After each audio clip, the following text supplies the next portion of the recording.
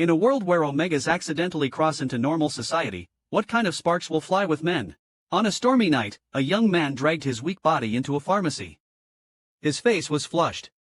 "Hello, please give me an omega suppressant spray," he said. The young lady was completely puzzled. She had never heard of what he was asking for, but seeing that he seemed very uncomfortable, she wanted to recommend a similar medication. The young man refused. Just as he turned around, a man walked in. The young man nearly collapsed from weakness. The man caught him just in time. In this close encounter, the young man smelled a woody fragrance on the man.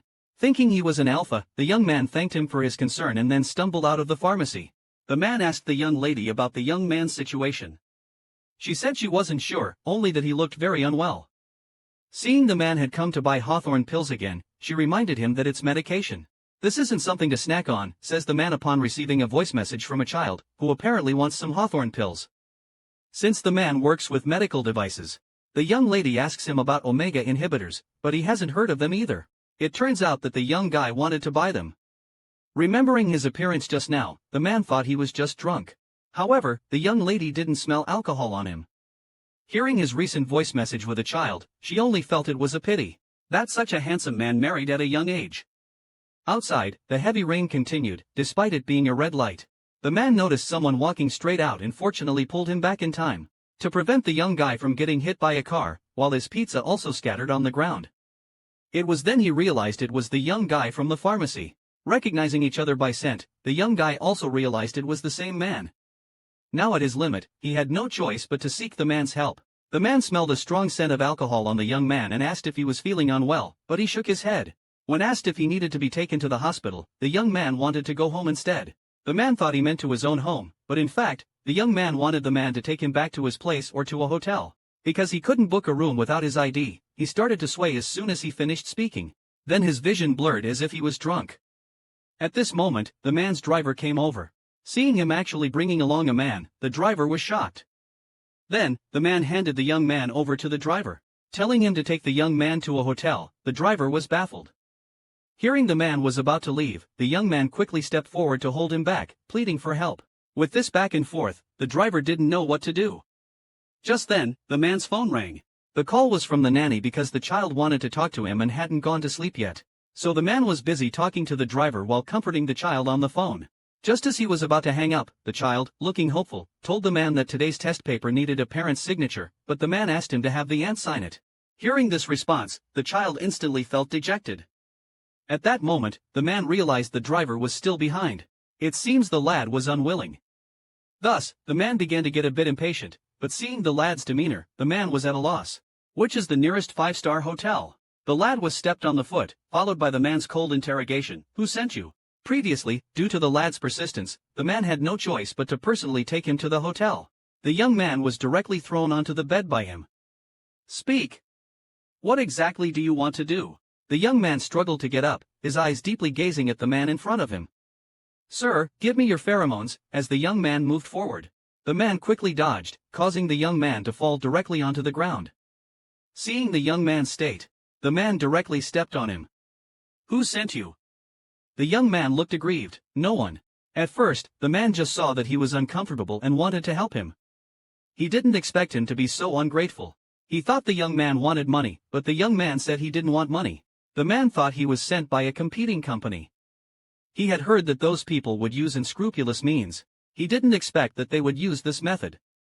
The man told the young man to go back and tell those people to stop using such despicable tricks.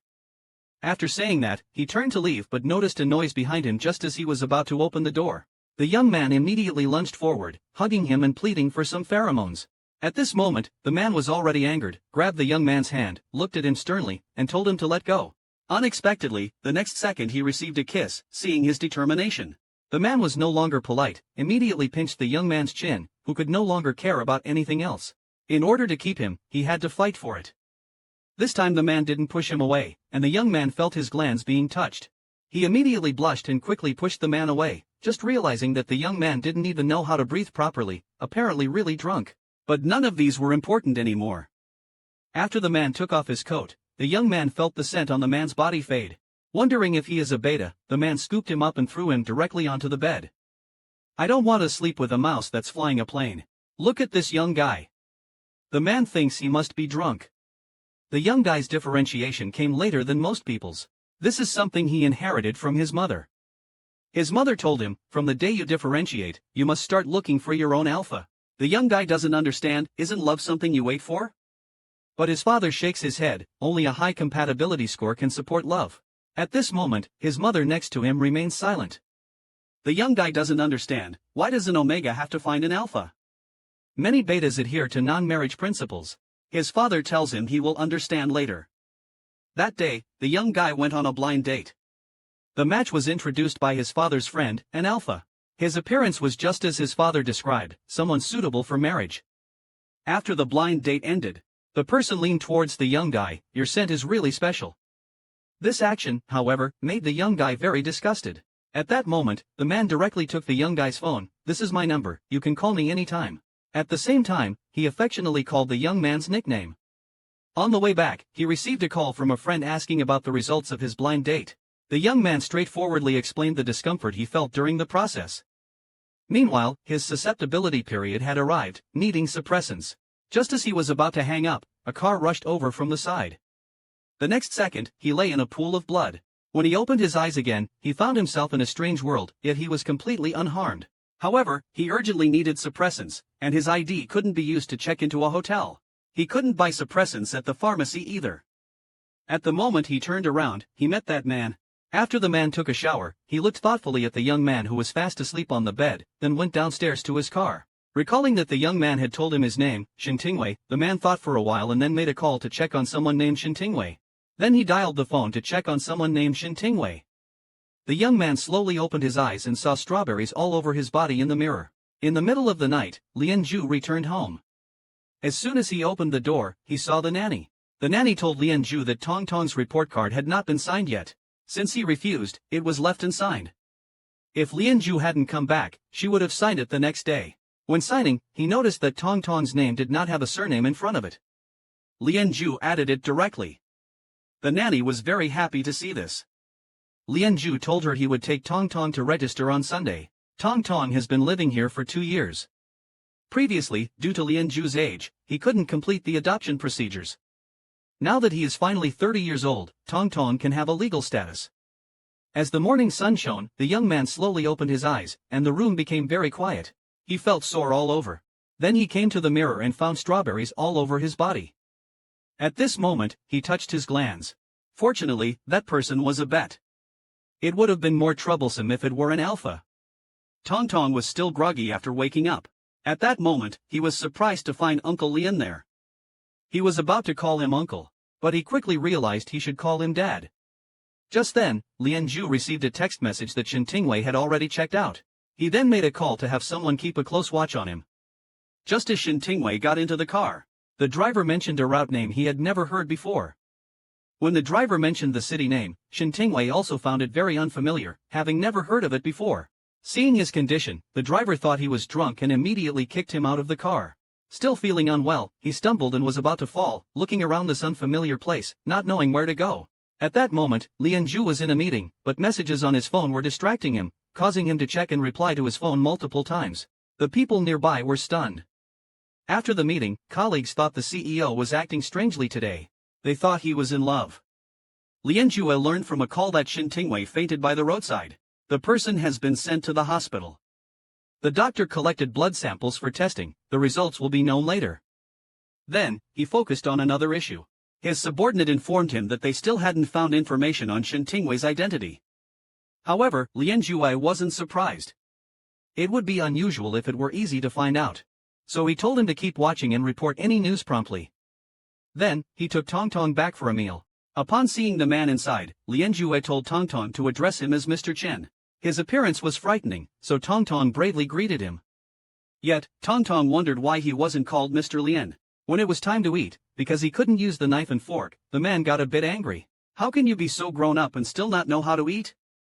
The whole place fell silent immediately. Tong Tong lowered his head in grievance. Lian Zhu, seeing him like this, instantly defended him. I've been quite busy lately and haven't had time to teach him. Then he handed him a tissue and considerately helped him cut the steak, placing it in front of him. Seeing Uncle Lian drinking wine, Tong Tong was curious. Does your red wine taste the same as my drink? This question reminded Lianju of Shin Tingwei again.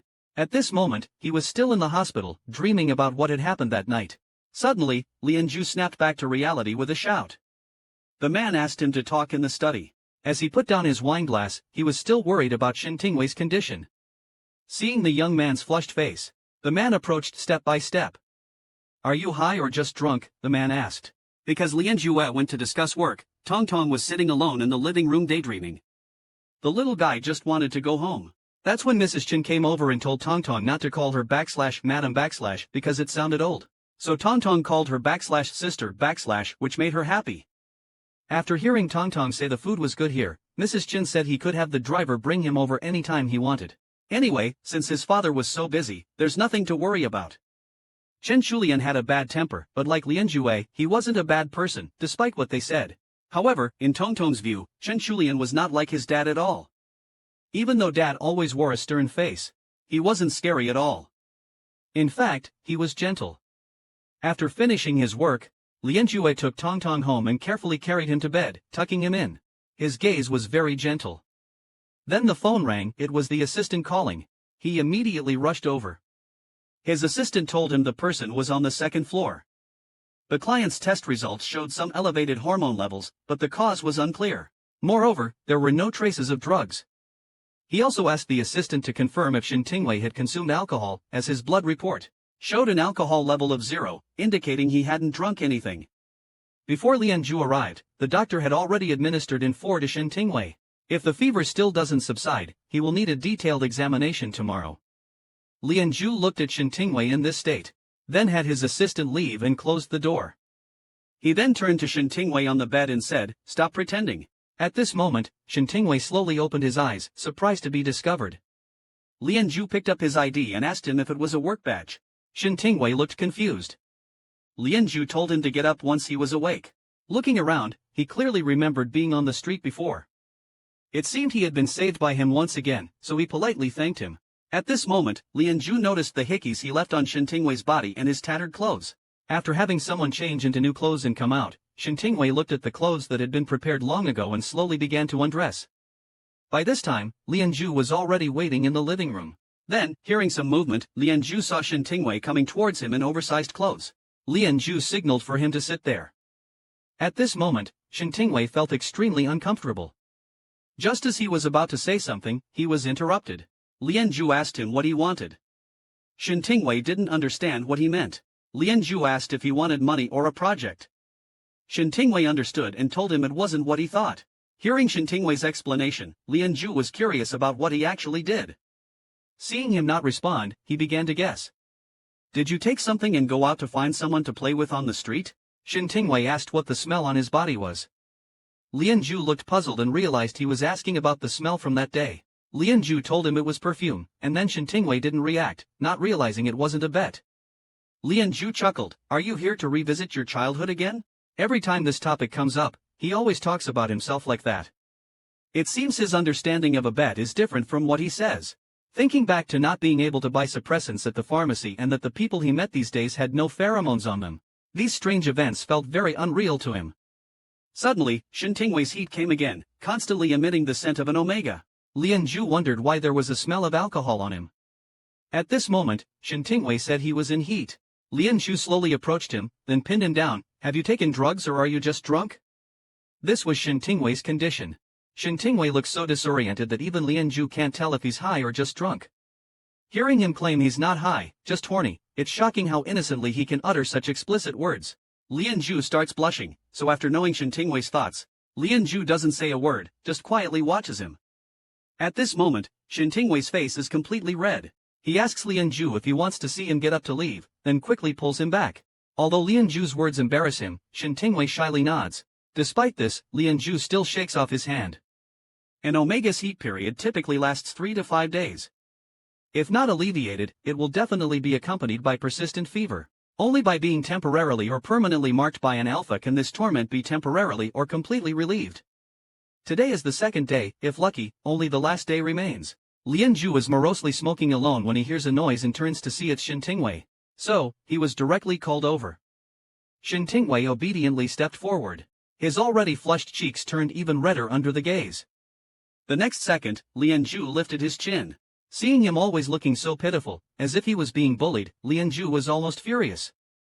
At that moment, some ash accidentally fell onto Shin Tingwei's collarbone. The burning sensation made him flinch. Lianju, already somewhat irritable, immediately extinguished the cigarette, then brushed the ash off Shin Tingwei. Seeing his teary eyes, Lianju was speechless. Why are you crying? There's no broken skin. Shin Tingwei was still running a fever at this time. The close proximity made him unable to resist.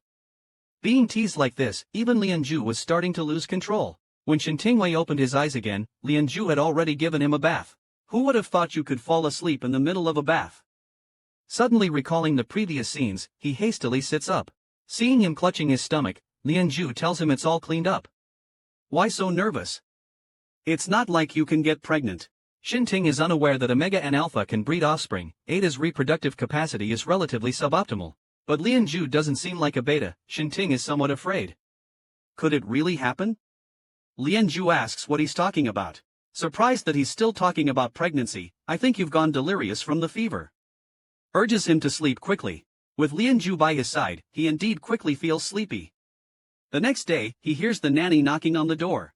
Shin Ting slowly gets up, and Lianju has already prepared clothes for him, which are quite expensive. As soon as he opens the door, the nanny takes out a thermometer to check his temperature. Then take a photo of the temperature and send it to Lianju because Lianju instructed to have his temperature measured before 8 o'clock. If he still feels unwell, he needs to go to the hospital. Shin Tingwei said he didn't feel any discomfort. So, while having a meal, he asked the nanny a lot of questions. As expected, this is not the world he used to live in, and there are only 2 genders here. He probably came here because of that car accident. Finally, will his friend who called him feel guilty because of this? Should the alpha who deliberately induced his estrus be held legally responsible? And his parents, who were proud of him, he wonders how they are doing now. At this moment, Lianju's assistant arrived to take Shin Tingwei home. Later, Lianju called the assistant and found out that the address Shin Tingwei gave is not in the city, and this place can't be found nationwide. Angry, Lianju immediately asked the assistant to send Shin Tingwei to a mental hospital. The assistant actually took him to a mental hospital. Lianju called and told Shin Tingwei to cooperate with the examination and not to play tricks. After that, the assistant carefully checked each test report. Because the boss felt there was an issue, he had to find the issue within a report that showed no issues, to save face. Shin Tingwei proposed that there might be a problem with the machine. The next second, he was met with the assistant's gaze. The hospitals use our company's equipment. There couldn't possibly be an issue. Seeing this, Shin Tingwei even doubted if their company culture was based on arrogance. Next, Shin Tingwei guessed that the assistant was about to take him back to the previous villa. Lianju told the assistant that Shin Tingwei could stay there until he remembered his own residence. After a day of running around and observing, Shin Tingwei roughly figured out that the currency here was not the same as the one he brought. And even if it was, it wouldn't last more than a week. For now, he could only trouble Lianju a bit longer. Lianju arrived at the airport. A beautiful woman was waving at him. Weren't you supposed to come back tomorrow? Have you told Dad? The beautiful woman told him she hadn't yet. She was planning to surprise them. Her friend, infatuated, was staring at Lianju, then nudged the beautiful woman, Ning Shui, asking, "Aren't you going to introduce him?" After introducing her friend to Lianju, Ning Shui hurriedly walked up and linked her arm through his. "This is my childhood betrothed," she said, causing her friend's pupils to shake. Thinking the joke went too far, Lianju allowed Ning Shui to tell her friends the truth. "He's my brother." Through the car window, Ning Shui recognized Tong Tong at a glance. He looked nothing like the pictures Lianju had sent previously. Lianju told him that he had gained weight and had been a bit malnourished before. He asked Ning Shui if she wanted to go home. Hearing that woman was still at her house, and that the old man hadn't left her yet, quite devoted, aren't they? At that moment, Tong Tong realized. She was talking about the beautiful aunt they had met that day, wanting to eat Chinese food. They had lunch together with Lianju and Tong Tong. Since that woman was at home, Ning Shui really didn't want to go back and thought about Lianju's house in the suburbs, considering staying there. When Lianju told him it was inconvenient because he had friends over, Ning Shui immediately sensed something was up and guessed it was a girlfriend. But Lianju said no, so Ning Shui started teasing him. "You're so busy you're practically becoming a monk." Over at the villa, Shin Ting realizes it's already late when he wakes up. He had fallen asleep in the living room at some point and figured no one would come over tonight. Just then, his stomach growled. He opened the fridge to find it packed with food, each item more expensive than the last. So he chose the cheaper option, quick frozen dumplings, which were also easy to make. Seeing the table made him recall his times with Lianju, instantly blushing at the thought. Wondering when he could see him again, he knew staying here wasn't a solution. Xinting decided to leave and start a new life. A few days later, he heard someone at the villa. Xintingwei, unexcited, went downstairs to check and found that it was Lianju's assistant. Feeling somewhat disappointed instantly, the assistant saw the untouched ingredients in the fridge and wondered what he had been eating these days. Xintingwei told him it was frozen dumplings and glutinous rice balls, making the assistant think he couldn't cook. Then, the assistant gave him his business card, telling him to call him if he needed anything and that he would send a housekeeper over later. After pondering for a moment, Xintingwei hoped the assistant would let him talk to Lianju on the phone. Xinting hoped his assistant could put him through to Lianju on the phone, but the assistant told him that Lian was currently abroad and that he could relay any messages. So, Xinting asked the assistant to help him obtain an ID card because he wanted to leave. At the party, Lianju was smoking alone, looking gloomy, when suddenly his phone rang. It was his assistant calling to inform him of Xinting's request, instructing the assistant to proceed as requested. Then, he went downstairs to join the party. At that moment, a man with a female companion approached, exchanging pleasantries that were only superficial. In reality, the man was hoping Lianju would cede some projects to him. Seeing Lianju not giving in, the man quickly signaled his companion. Hence, the woman picked up a wine glass to toast Lianju. However, she was also attracted to Lianju's handsome appearance and began to accidentally spill her wine on his clothes. The man quickly played along, suggesting his companion apologize to him. At this time, Lianju took off his coat and directly refused the cleaning fee for the clothes on the grounds that he had something to do, asking them to contact his assistant. The two were stunned. Such a trick was nothing in front of Lianju, not even close to Xintingwei. Over here, Xintingwei received his ID card. Earlier, an assistant had called someone to come to the house to take photos of him. They also prepared information relevant to dealing with the household registry investigators who would be visiting. Then, they handed him an envelope. By the way, this is also from Mr. Lian. When he opened it, it turned out to be money, but Xintingwei only took one bill. Seeing his insistence, the assistant didn't say much more and asked if he wanted to speak to Mr. Lian. But at this moment, Xintingwei had nothing more to say and hoped the assistant would convey his thanks. Then he walked out of the villa, holding the recruitment information he had looked up on the computer in the guest room earlier. He could only go for interviews one by one. At this time, Tong Tong was playing at the amusement park with Ning Shui. Suddenly, Ning Shui noticed that the necklace on her neck was missing. Xintingwei just came to take over the shift. Seeing his colleague looking for something, he stepped forward to ask and learned that a customer's necklace was lost here. So, he hurriedly approached and assured that he would definitely help her find it back. At this moment, Ning Shui received a phone call. It was Lianju coming here to pick them up for a meal. Ning Shui didn't want to trouble them, saying it was really okay. It was also because of my own carelessness that it was lost. You guys should be off work, right? No need to look for it, go have your meal. The colleague hurriedly found Xintingwei, telling him the customer said there's no need to look for it. Just as Xintingwei stood up, he felt a bit dizzy. He still felt that he should leave the customer's contact information, shaking his head, saying he would return it once found. His searching action was just seen by Lianju nearby. Ning Shui wondered what he was looking at. Lianju quickly changed the subject, asking what they were just doing when leaving. Still not forgetting to look back at Xintingwei, Mega suspected she was pregnant. Went to the pharmacy to buy a pregnancy test but was scolded by the clerk as a scumbag, searched for a long time but still couldn't find the necklace. A female colleague kindly handed Xintingwei a drink, apologizing for delaying his off-duty time, but Xintingwei didn't blame her at all, only the last spot left, suggesting to flip over the sponge pad to look. At this moment, noticed something shining over there, hurriedly went over to search if this was it. The colleague was very happy, actually found it, but accidentally lost his balance and fell down. Also knocked down Xintingwei, seeing him not getting up for a long time, thought he was joking, then noticed he seemed to have fainted. Hurriedly went over to shake him, and saw him slowly opening his eyes before sighing in relief, concerned about where he felt uncomfortable. But Xintingwei asked him to contact the customer first, learned that the customer would arrive around 9 p.m. Xintingwei decided to deliver it later since the colleague lives far away, making it inconvenient to come over. Despite the colleague wanting to treat him to barbecue to thank him, Xintingwei still declined, using the excuse of having something to do. The colleague probably knew he was financially struggling, but never mentioned it, wanting to help him but unable to do much. Xintingwei took out the only money he had in his pocket, and walked into a pharmacy. Because electronic tests are more expensive than test strips, he reluctantly bought the strips. The clerk thought he was buying for his girlfriend and couldn't help but call him a scumbag for being so stingy. Xintingwei just pretended not to hear. His roommates were having a late-night snack and saw him just returning. enthusiastically telling him they saved some for him and to come out and eat after changing clothes. Shin Tingwei felt very fortunate to have this job. The boss initially hired him because of his affability. She thought he was really good at dealing with children. Looking at the pregnancy test on the table, could she really be pregnant?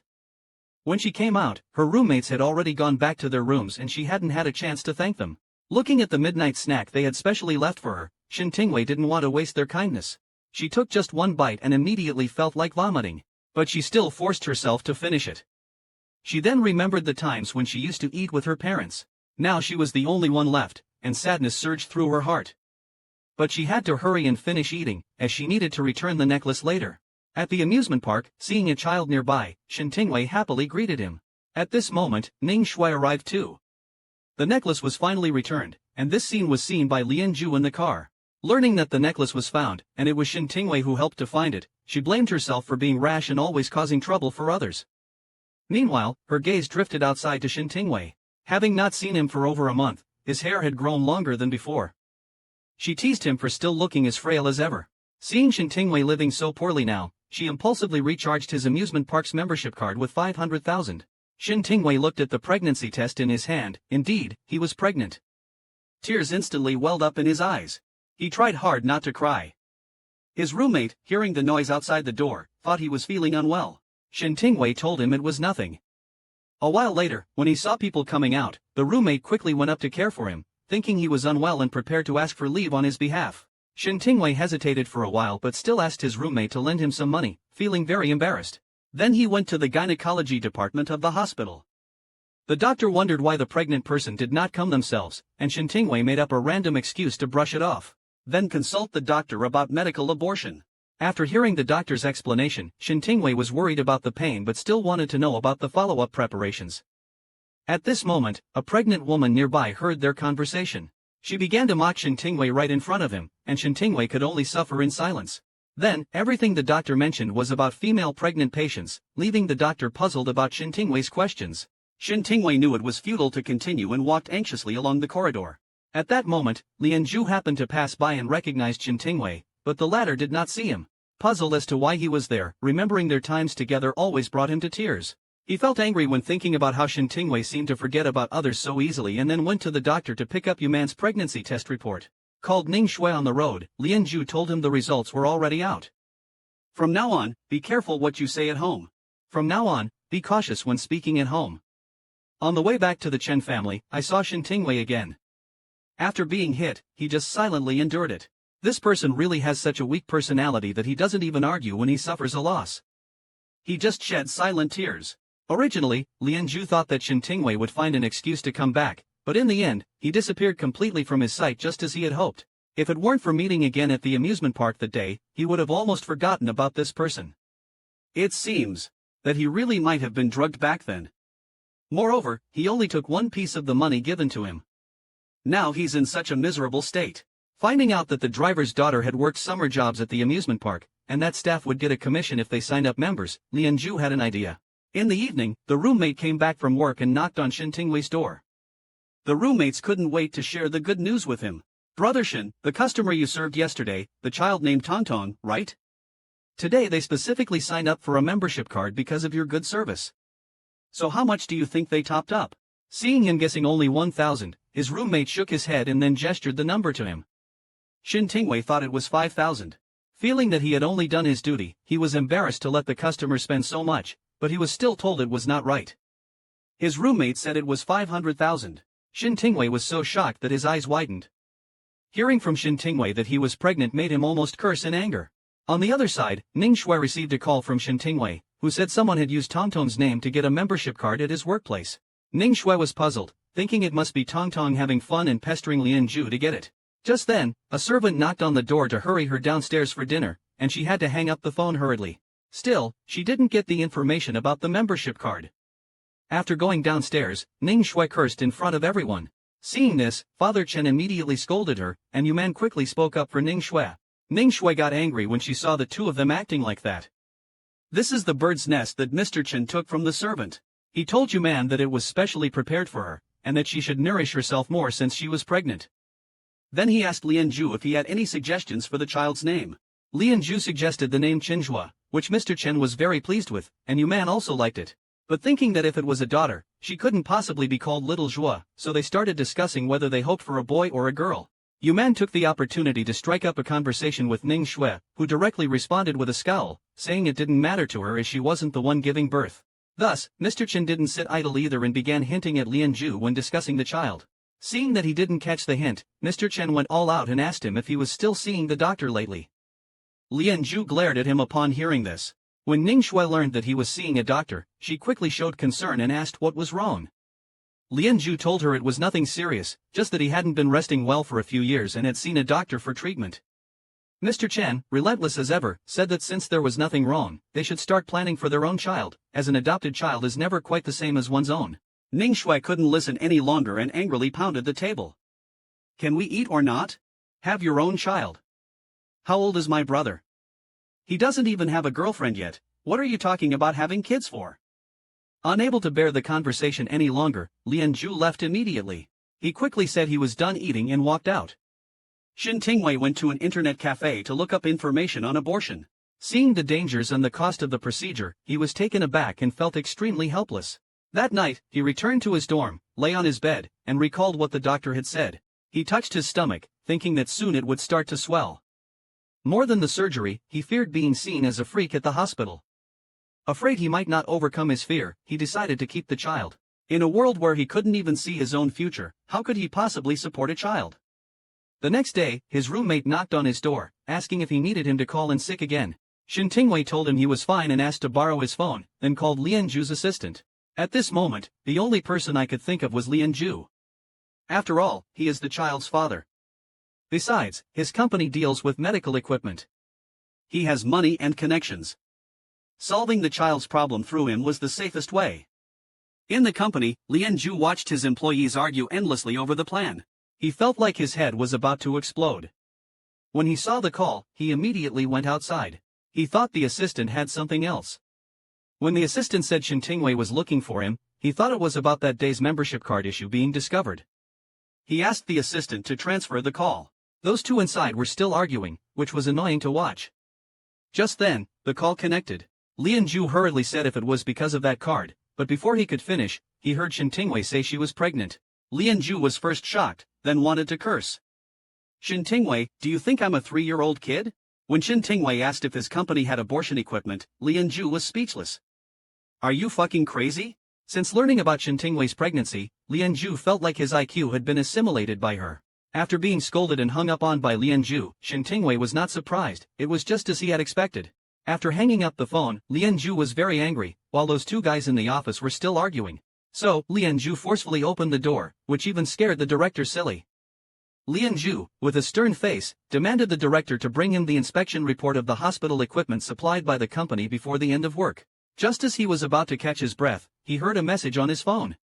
It turned out that Ning Shui was complaining about that woman again. Because of this, Lian Ju had comforted her many times. This relationship really made him feel helpless. As expected, the director delivered the equipment inspection report before leaving work. After reviewing and finding no issues, he recalled the day he encountered her at the hospital. Maybe it was not a coincidence at all. He wondered if Shin Tingwei had somehow known he would return and had thus pretended to be pitifully waiting there. The more Lian Ju thought about it, the angrier he got, feeling that Shin Tingwei had played him over and over again. At this point, he receives another message from Chun Shulian, asking him to come back for dinner. The Chun household is very lively tonight. Lian Ju immediately notices Ning Shui, who is sulking in a corner. Hearing Lian Ju calling her, Ning Shui quickly thinks of running away, but she is still called back by Lian Ju. Seeing Ning Shui's appearance today is quite abnormal.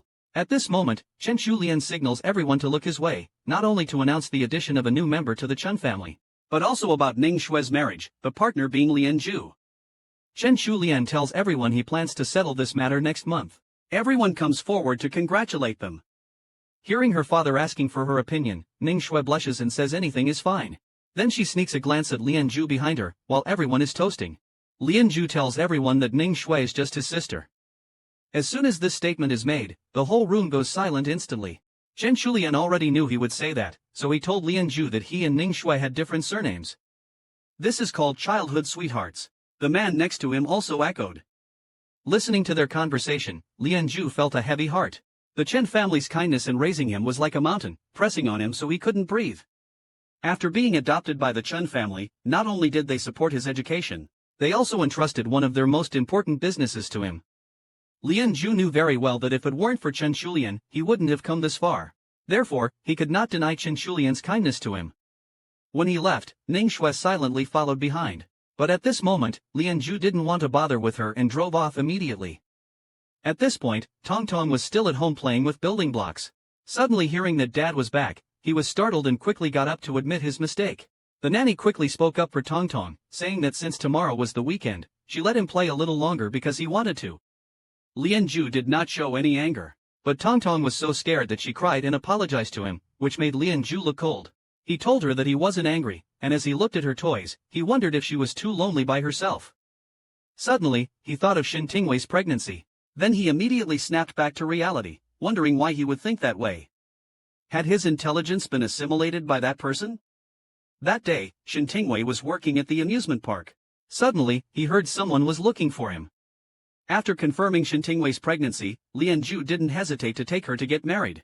Shin Tingwei was still at work when a colleague suddenly came to tell him someone was looking for him. It was a handsome man.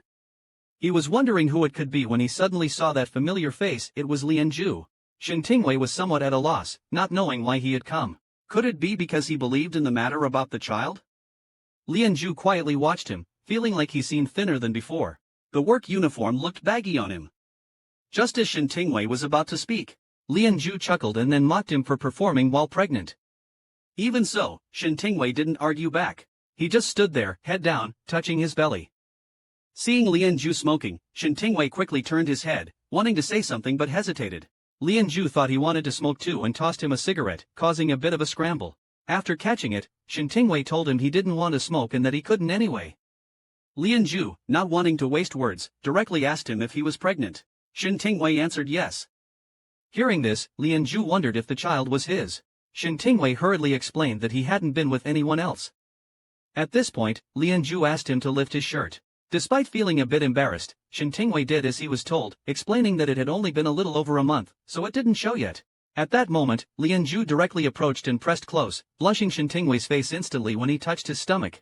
The next second, Shin Tingwei quickly dodged away. Lian Zhu didn't say much else, just told him to pack up and follow him. Shin Tingwei wondered where they were going. Lian Zhu looked at him seriously. Aren't you carrying my child? Alright, let's get married. Shin Tingwei could hardly believe it. Could the child really be kept this way? Lian Zhu agreed and told him that he would give him anything he wanted. So, Shin Tingwei agreed. At this moment, he had no energy to speculate on his intentions.